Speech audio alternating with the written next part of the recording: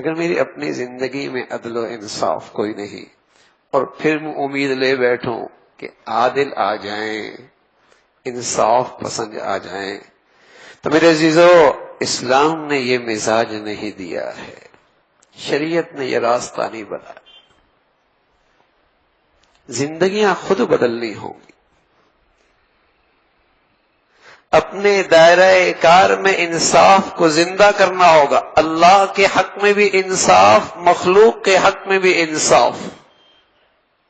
آج ہر طرف نا انصافی کا رونا ہے، لیکن میری اپنی زندگی میں اپنے ماتحت سے کتنا انصاف ہے، بیوی کا شوہر سے کتنا انصاف ہے، پڑوسی کا پڑوسی سے کتنا انصاف ہے، اپنی دفتری اپنی دائرہ کار کی زندگی میں کتنا انصاف ہے۔ ظالم یوں ہی نہیں آیا کرتے، یہ اللہ نے اپنی سنت بتائی ہے، وَكَذَلِكَ نُوَلِّي بَعْضَ الظَّالِمِينَ بَعْضًا بِمَا كَانُوا يَكْسِبُونَ۔ جب ہر گھر کی دہلیز سے، ہر دائرہ کار زندگی سے ظلم رواج پاتا ہے، پر اللہ ان پر اس سے بڑے ظالم مسلط کرتا۔ یہ تو ایک عذاب ہے، اللہ کی نافرمانیوں کی ایک سزا ہے۔ ہاں تدبیر بھی ہو، لیکن اپنی زندگیوں کا جائزہ بھی ہو، اپنی زندگیوں کا جائزہ بھی ہو، اس لیے کہ یہ ناانصافیاں کسی غلط نظام کا نتیجہ ہیں۔ اگر زندگیاں ٹھیک ہو جائیں، وہ غلط نظام نہ رہے، تو عدل و انصاف کی برکتیں پوری قوم اس کی برکتیں حاصل کریں۔ ہم چاہیں کہ بوئیں تو کانٹا اور نکلے پھل، کیسے ہو سکتا ہے؟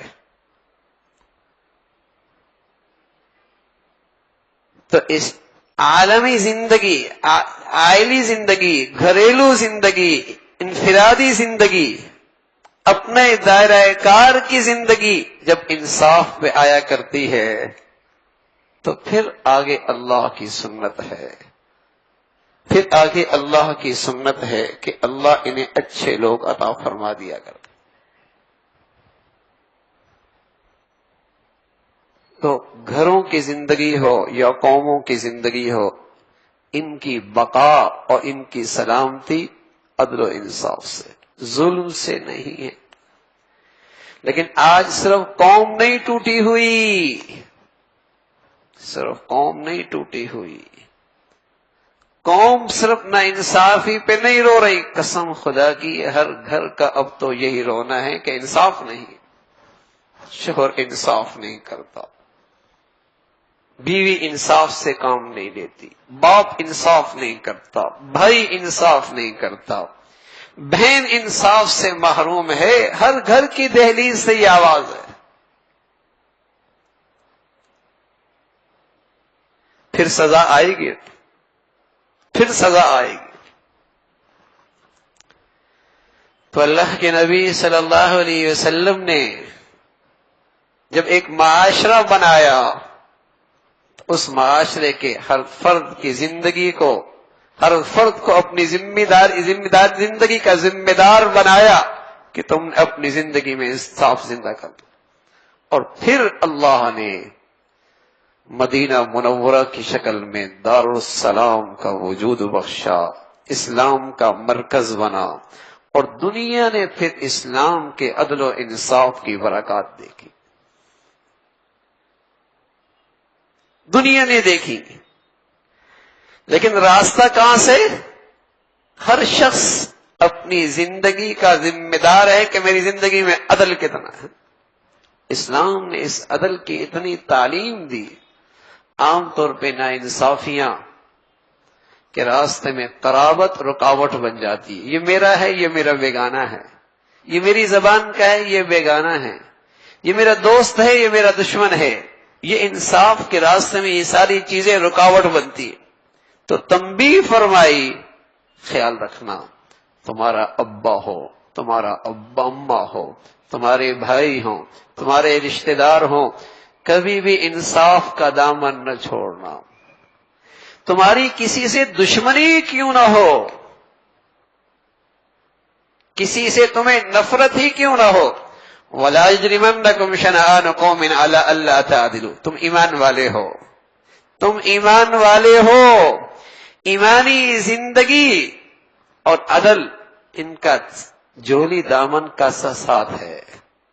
بغیر عدل کے ایمانی زندگی کوئی نہیں، ایمانی زندگی کے بغیر عدل انصاف کوئی نہیں.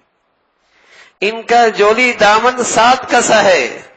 دیکھو اگر تمہیں اس سے نفرت ہی ہے، تمہارا دشمنی ہی ہے، لیکن خیال رکھنا تمہیں یہ چیز نا انصافی پہ آمادہ نہ کرے، نہ انصافی پہ آمادہ نہ کرے.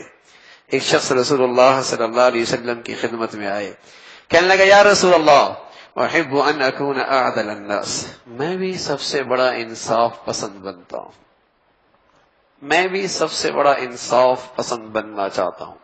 ہمارے عزیزو، اللہ کے حبیب صلی اللہ علیہ وسلم جو عدل و انصاف کے امام ہیں، جو عدل و انصاف کے امام گزرے ہیں، اس لیے کہ انصاف میرے نبی نے جو سکھایا ہے وہ ٹریڈ مارک کے حساب سے نہیں سکھایا کہ اپنا ہے، اپنی قوم کا ہے، اپنی زبان کا ہے، اپنی برادری کا ہے، اپنی جماعت کا ہے، اپنے گروہ کا ہے، ارے حتیٰ کہ مسلمان ہے نا.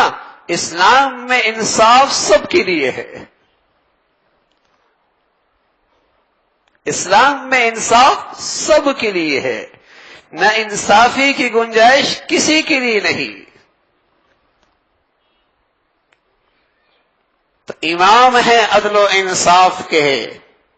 آپ علیہ الصلوۃ والسلام سے پوچھا گیا یا رسول اللہ احب ان اکون اعدل الناس، میں سب سے بڑا انصاف پسند بننا چاہتا ہوں.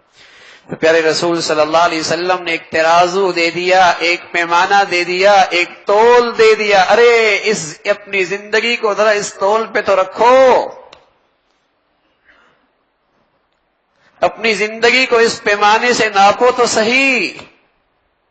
فرمایا احب للناس ما تحب لنفسك تكون اعدل الناس، احب للناس ما تحب لنفسك تكون اعدل الناس. جو اپنے لیے پسند کرتے ہو وہی اپنے بھائی کے لیے پسند کر لو، یہی سب سے بڑی انصاف پسندی ہے.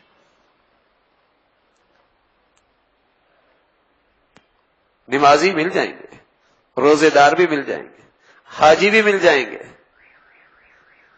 ہاں، اور بہت کچھ کہنے والے بھی مل جائیں گے، لیکن آج میرے عزیزو اس عدل و انصاف کا مزاج رکھنے والا میرے نبی کی امتیوں میں خال خال ملتے. عدل انصاف، ایک لمحے کے لیے سوچے کہ یہی انداز کوئی میرے ساتھ اپنائے، یہی زبان کوئی میرے بارے میں بولے، یہی رویہ کسی کا میرے ساتھ ہو، یہی طرز عمل کوئی میرے ساتھ اختیار کرے، کیسا لگے گا؟ جب مجھے اپنی ذات کے لیے یہ چیزیں برے رکھیں گی اور تم دوسروں کے لیے یہ استعمال کر رہے ہو تو یہی تو ظلم ہے. اس کے کوئی سینگ ہوتے ہیں.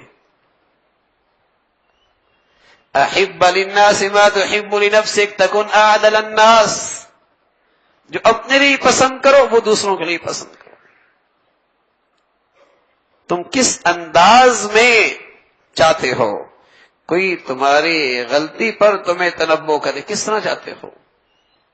رسول اللہ صلی اللہ علیہ وسلم نے فرمایا اگر تمہارے بھائی میں کوئی خامی اور عیب دیکھو تو خیال کرنا تم ایمان والے ہو، تم ایمان والے ہو. تو ایمان والی کی شان یہ ہے کہ واقعی اگر وہ خیر خواہ ہے اور ہمدرد ہے تو پھر آئینہ بنو، آئینہ ڈھول نہ بنو. المؤمن مرآت المؤمن، مومن مومن کا آئینہ ہے، اور آئینہ ڈھول نہیں بجاتا کہ تمہارے داغ چہرے پہ یہ داغ ہے، تمہارے رخسار پر یہ عیب ہے. صرف اسے بتاتا ہے جو اسے دیکھتا ہے، اسے رسوا نہیں کرتا، شرمندہ نہیں کرتا، ذلیل نہیں کرتا. ہاں اس کی خیرخواہی پیش نظر ہے نا، اس کی خیرخواہی پیش نظر ہے، یہ دیکھ لو بھائی، اور اسے بتاتا ہے. تو رسول اللہ صلی اللہ علیہ وسلم نے بتایا اگر تمہارا کوئی پڑوسی، تمہارا کوئی دوست، تمہارا کوئی بھائی، کبھی تمہارا گھر کا فرد اگر کسی کمزوری میں مبتلا بھی ہے تو دیکھو تنبیہ کرنے کا انداز ایسا اختیار کرو کہ کل اگر کوئی تمہیں تنبیہ کرے تمہیں برا نہ لگے، کل کوئی تمہیں تنبیہ کرے تمہیں بھی برا نہ لگے۔ ایسا انداز اختیار نہ کرنا کہ تمہیں تو پسند نہ ہو اور دوسروں کے لیے وہ طرز عمل اختیار کرو، اسی کا نام تو ظلم ہے۔ تو ظالم یوں ہی نہیں مسلط ہوا کرتے، جب زندگیوں سے، معاشرے سے، سوسائٹیوں سے، دفاتر سے، اپنی نجی زندگی، اپنے دائرہ کار میں قومیں ظلم کو رواج دیتی ہیں، پھر اللہ اس پر بڑا ظالم مسلط کرتے ہیں، یہ عذاب الہی کی شکل ہوتی ہے۔